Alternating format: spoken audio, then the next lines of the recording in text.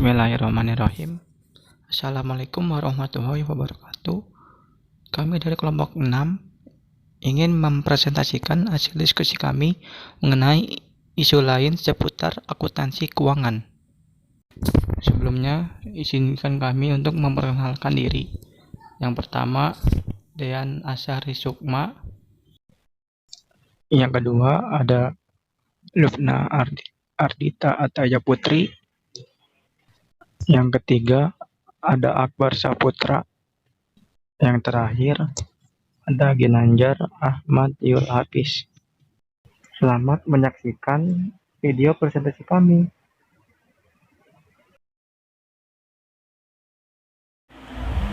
Pada bab 23, materi isu lain seputar akuntansi keuangan meliputi pembahasan ruang lingkup standar akuntansi keuangan atau SAK-ETAP, kebijakan dan estimasi akuntansi dan kesalahan, perolehan kembali saham beredar atau saham treasury, peristiwa setelah akhir periode pelaporan, dan pengukuran nilai wajar.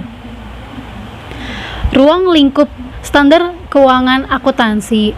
Di Indonesia terdapat 4 pilar standar akuntansi. Pilar di sini adalah standar akuntansi yang berdiri sendiri, memiliki kerangka dasar konseptual spesifik, dan memiliki pernyataan standar akuntansi. 4 pilar standar akuntansi tersebut yaitu standar akuntansi keuangan umum atau SAK umum, standar akuntansi entitas tanpa akuntabilitas publik atau SAK-ETAP, standar akuntansi keuangan syariah atau SAK syariah, dan standar akuntansi pemerintah atau SAP. SAK umum merupakan standar yang diperuntukkan bagi perusahaan yang memiliki akuntabilitas publik yang signifikan dan perusahaan yang banyak melakukan transaksi lintas negara. SAK ini sudah mengacu ke standar akuntansi internasional atau International Financial Reporting Standard atau IFRS sejak tahun 2012. SAK-ETAP dimaksudkan untuk dapat digunakan oleh perusahaan yang tidak memiliki akuntabilitas publik signifikan dan menerbitkan laporan keuangan untuk tujuan umum. Bagi pengguna eksternal, perusahaan dikatakan memiliki akuntabilitas publik signifikan jika telah mengajukan pernyataan pendaftaran atau dalam proses pengajuan pada otoritas pasar modal atau regulator lain. SAK-ETAP juga bertujuan agar usaha kecil dan menengah dapat menyusun laporan keuangannya sendiri. Dengan demikian, laporan keuangan tersebut dapat diaudit dan memperoleh opini audit. Karakteristik kualitatif ada 4, yaitu pertama, dapat dipahami. Informasi yang disajikan dalam laporan keuangan harus mudah untuk segera dapat dipahami oleh pengguna. Kedua, relevan.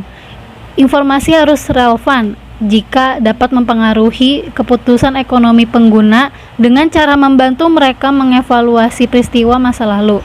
Ketiga, materialitas. Suatu informasi dipandang material jika tidak dicantumkannya kesalahan dalam mencatat informasi tersebut. 4. Keandalan. Informasi dikatakan andal jika bebas dari kesalahan material dan bias. Prinsip pervasif. Prinsip pervasif artinya prinsip pengakuan dan pengukuran berpengaruh luas. Prinsip ini diperlukan dalam membuat pertimbangan terhadap perlakuan akuntansi atas suatu transaksi, peristiwa, atau kondisi lainnya yang tidak secara spesifik diatur dalam SAK-ETAP. Prinsip pengakuan dan pengukuran umum yang diatur dalam bab konsep dan prinsip pervasif SAK-ETAP adalah seperti diuraikan berikut ini. Suatu pos diakui sebagai aset, liabilitas, pendapatan, dan beban jika memenuhi kriteria berikut. Yang pertama, ada kemungkinan bahwa manfaat ekonomi yang terkait dengan pos tersebut akan mengalir dari atau ke dalam entitas. Yang kedua, pos tersebut mempunyai nilai atau biaya yang dapat diukur dengan andal. Pengukuran adalah proses penetapan jumlah uang yang digunakan untuk mengukur aset, liabilitas, pendapatan, dan beban dalam laporan keuangan. Perlakuan akuntansi menurut SAK-ETAP. Pengaturan dalam SAK etap akan diuraikan berdasarkan unsur-unsur dalam laporan keuangan. Penyajian laporan keuangan entitas meliputi: yang pertama ada neraca atau laporan posisi keuangan. Yang kedua ada laporan laba rugi. Yang ketiga ada laporan perubahan ekuitas. Yang keempat ada laporan arus kas. Dan yang terakhir ada catatan atas laporan keuangan. Jika entitas hanya mengalami perubahan ekuitas yang muncul dari laba atau rugi, pembayaran dividen, koreksi kesalahan periode lalu, dan perubahan kebijakan akuntansi selama periode laporan keuangan disajikan, maka entitas dapat menyajikan laporan laba rugi dan saldo laba. Sebagai pengganti, laporan laba rugi dan laporan perubahan ekuitas. Berikut ini disajikan laporan laba rugi dan laporan perubahan ekuitas dari PT IWAKA. Sebagai alternatif, PT IWAKA juga dapat menyusun laporan laba rugi dan saldo laba jika tidak ada transaksi perubahan modal yang disetor. Untuk semua jumlah yang dilaporkan dalam laporan keuangan, SAK etap mensyaratkan penyajian jumlah komparatif terhadap periode sebelumnya. Laporan keuangan yang disusun berdasarkan SAK etap harus membuat suatu pernyataan eksplisit atas kepatuhannya secara penuh terhadap SAK etap. Ya, baik. Di sini saya akan menjelaskan kebijakan dan estimasi akuntansi dan kesalahan. Yang pertama, pengertiannya yaitu jika SAK tetap atau SAK etap secara spesifik mengatur transakal, kejadian, atau keadaan lainnya, maka entitas harus menerapkan SAK etap kecuali jika dampaknya tidak material. Selanjutnya, konsistensi dan perubahan kebijakan akuntansi. Pengertiannya yaitu kebijakan akuntansi harus diterapkan secara konsisten. Selanjutnya, perubahan estimasi akuntansi. Pengaruh perubahan estimasi akuntansi diakui secara prospektif. Selanjutnya, koreksi kesalahan periode lalu. Kesalahan periode lalu dikoreksi secara retrospektif. Selanjutnya, investasi pada efek tertentu, yaitu efek utang atau ekuitas.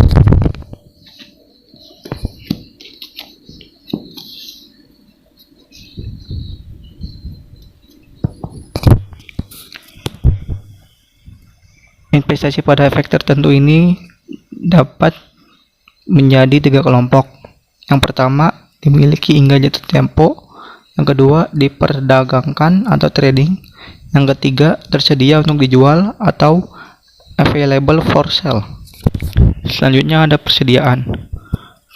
Persediaan itu diukur pada nilai mana yang lebih rendah antara biaya perolehan dan harga jual, dikurangi biaya untuk menyelesaikan dan menjual.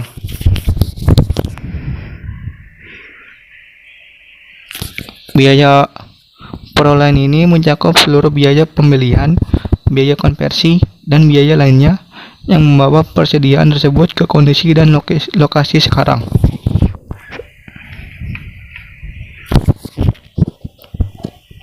Selanjutnya ada investasi pada entitas, asosiasi, dan entitas anak. Yang pertama, pengertiannya yaitu investasi pada suatu entitas di mana investor mempunyai pengaruh signifikan dan bukan merupakan investasi di entitas anak. Maksudnya itu investasi pada entitas di mana investor memiliki pengendalian. Pengendaliannya ini disebut kemampuan untuk mengatur kebijakan keuangan dan operasional. Pengendalian dapat dianggap ada jika entitas memiliki baik secara langsung maupun tidak langsung lebih dari setengah bagian kepemilikan. Investasi pada entitas anak dicatat menggunakan metode ekuitas atau equity method. Selanjutnya atau yang kedua, aset tetap dan properti investasi. Pada saat pengakuan awal, aset tetap dan properti investasi diukur sebesar biaya perolehan. Setelah pengakuan awal, aset tetap dan properti investasi disajikan di laporan posisi keuangan. Selanjutnya, aset tak berwujud. Pada awal pengakuan, aset tak berwujud diakui sebesar biaya perolehan. Aset tidak berwujud yang dihasilkan secara internal seperti merek, logo, judul publikasi, daftar konsumen diakui sebagai beban.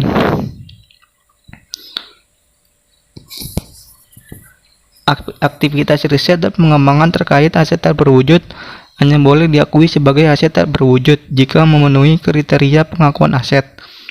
Jika tidak memenuhi kriteria pengakuan aset, maka diakui sebagai beban. Selanjutnya, sewa.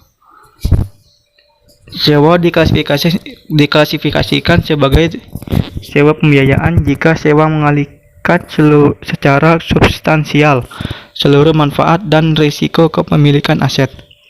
Sewa ini dibagi menjadi dua, yaitu sewa pembiayaan dan sewa operasi. Sewa pembiayaan ini diklasifikasikan sebagai sewa pembiayaan jika memenuhi salah satu di antaranya sebagai berikut. Yang pertama, sewa menghasilkan atau mengalihkan kepemilikan aset kepada lisih di akhir masa sewa. Yang kedua, lisih sebagai opsi beli pada harga yang cukup rendah dibandingkan nilai sewajarnya. Yang ketiga, masa sewa untuk sebagian besar umur ekonomis aset, yaitu sama atau lebih dari 75% umur ekonomis aset. Yang keempat atau yang terakhir, pada awal masa sewa, nilai dari jumlah pembayaran sewa minimum secara substansial mendekati nilai wajar aset sewaan atau sama atau lebih dari 90% nilai wajar aset. Selanjutnya, perolehan kembali saham beredar atau saham treasury. Saham treasury ini sama dengan SAK umum yang pengertiannya sebagai berikut. Yang pertama ada metode biaya dan yang kedua ada metode nilai nominal.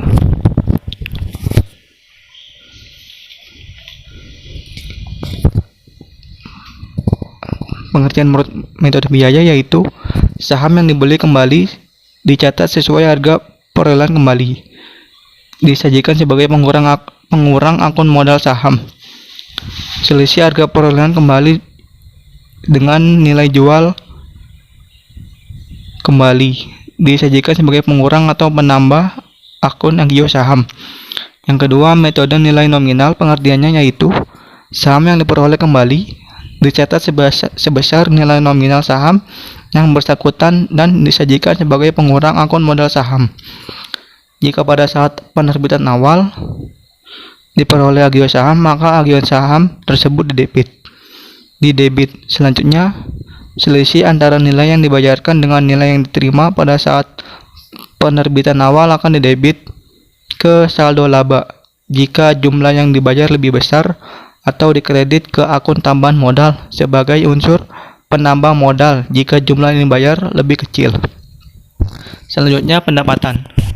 Pendapatan ini diukur berdasarkan nilai wajar atas pembayaran yang diterima atau masih harus diterima. Pendapatan ini diakui ketika kriteria pengakuan pendapatan terpenuhi. Berikut menurut akuntansi ataupun menurut perlakuan akuntansi berdasarkan jenis pendapatannya. Yang pertama ada pendapatan penjualan barang, yang kedua pendapatan jasa, yang ketiga pendapatan kontrak konstruksi. Pendapatan penjualan barang diakui ketika seluruh kondisi terpenuhi. Di antaranya, yang pertama, jumlah pendapatan dapat diukur dengan andal. Yang keempat, ada kemungkinan besar manfaat ekonomi akan mengalir masuk ke dalam entitas. Yang ketiga, biaya yang telah atau akan terjadi dapat diukur dengan andal. Selanjutnya, pendapatan jasa. Pendapatan jasa dapat diakui berdasarkan tahap penyelesaian jika hasil transaksi penyediaan jasa dapat diukur dengan andal. Ya, selanjutnya bagian ketiga, pendapatan kontrak konstruksi. Pendapatan ini di hasil kontrak konstruksi dapat diestimasi dengan andal. Maka entitas mengakui pendapatan kontrak dan biaya kontrak yang berhubungan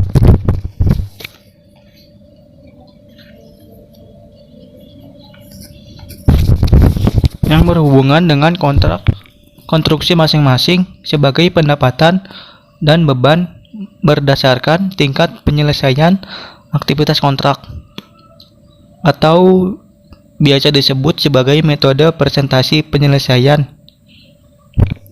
Selanjutnya, yang ketiga, biaya pinjaman. Biaya pinjaman adalah bunga dan biaya lainnya yang timbul dari kewajiban keuangan suatu entitas. Di biaya pinjaman ini terdapat penurunan nilai aset. Penurunan nilai aset itu entitas harus mengestimasi jumlah yang dapat diperoleh kembali dari aset tersebut. Jika tidak terdapat indikasi penurunan aset, maka tidak diperlukan entitas atau estimasi jumlah yang dapat diperoleh kembali.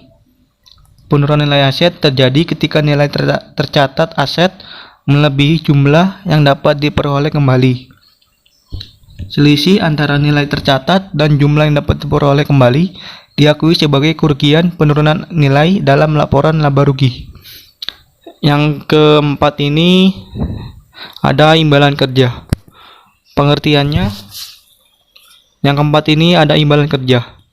Pengertiannya, imbalan kerja jangka pendek yang mencakup gaji, upah, iuran, jaminan sosial, dan cuti. Selain imbalan kerja jangka pendek, ada imbalan kerja pasca kerja. Misalnya, tunjangan pensiun, asuransi jiwa, dan perawatan kesehatan pasca kerja lainnya. Imbalan pasca kerja ini diklasifikasikan sebagai program iuran pasti atau program imbalan pasti, tergantung substansi ekonomisnya. Selanjutnya, pajak penghasilan. Entitas pada pajak penghasilan ini mengakui kewajiban atas seluruh pajak penghasilan pada periode berjalan dan periode sebelumnya yang belum dibayar. Maka diakuilah sebagai aset. Berbeda dengan SHK umum, dalam SHK etap tidak mengakui pajak tangguhannya sebagai pajak penghasilan. Selanjutnya, materi ini akan dijelaskan oleh rekan saya.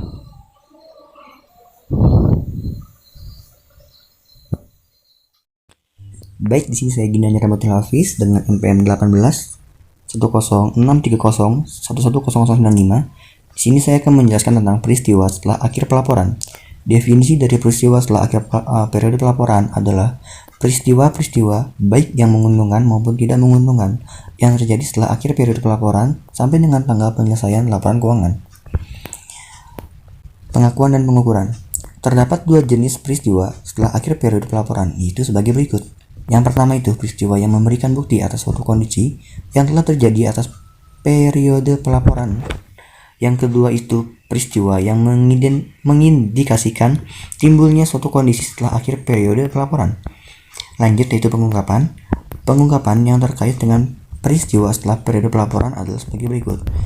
Pengungkapan ini ada di nanti kita akan bahas di 23.3. Lanjut, kita ke contoh kasus yang pertama. Peristiwa penyesuaian. PT Ikraben dituntut oleh salah satu dengan tuntutan senilai 10 miliar rupiah untuk kasus pelanggaran merek dagang berdasarkan pertimbangan hukum dari pengacara. PT Ikraben mengaku provisi mengakui liabilitas pada laporan posisi keuangan tanggal 31 Desember 2015 sebesar 5 miliar pada tanggal 15 Februari 2016. Putusan pengadilan keluar dan menetapkan PT Ikraben bersalah dan harus membayar ganti rugi sebesar 7 miliar rupiah. Laporan keuangan telah selesai disusun tanggal 31 Januari 2016 dan diotorisasi oleh direksi tanggal 20 Februari 2016. Dalam kasus ini, keputusan pengadilan 15 Februari 2016 adalah peristiwa kemudian yang merupakan peristiwa penyesuai dan PT Ikraben harus mengakui atau mencatat tambahan nilai provisi sebesar 2 miliar rupiah. Penyesuaian ini diperlakukan untuk menyesuaikan nilai provisi menjadi 7 miliar rupiah sesuai dengan nilai yang harus dibayar berdasarkan putusan pengadilan tersebut. Jika putusan pengadilan tersebut keluar pada tanggal 25 Februari 2016 dan setelahnya setelah laporan keuangan diotorisasi, maka penyesuaian tersebut tidak diperlukan. Lanjut ke 23.2 peristiwa penyesuaian. PT MDKS mencatat persediaan berdasarkan mana yang lebih rendah antara biaya atau nilai realisasi bersih sesuai dengan PSAK 14 revisi 2008 persediaan.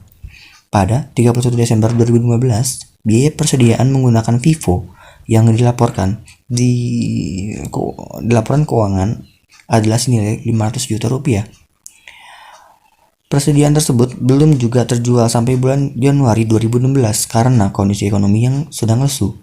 Pada tanggal 10 Februari 2016, PT MDKS mengadakan perjanjian untuk menjual persediaan ini dengan nilai 400 juta rupiah jika diasumsikan laporan keuangan perusahaan diotorisasi pada tanggal 20 Februari 2016, maka PT MDKS harus mengakui kerugian penurunan nilai persediaan sebesar 100 juta rupiah untuk laporan keuangan yang berakhir pada tanggal 31 Desember 2015.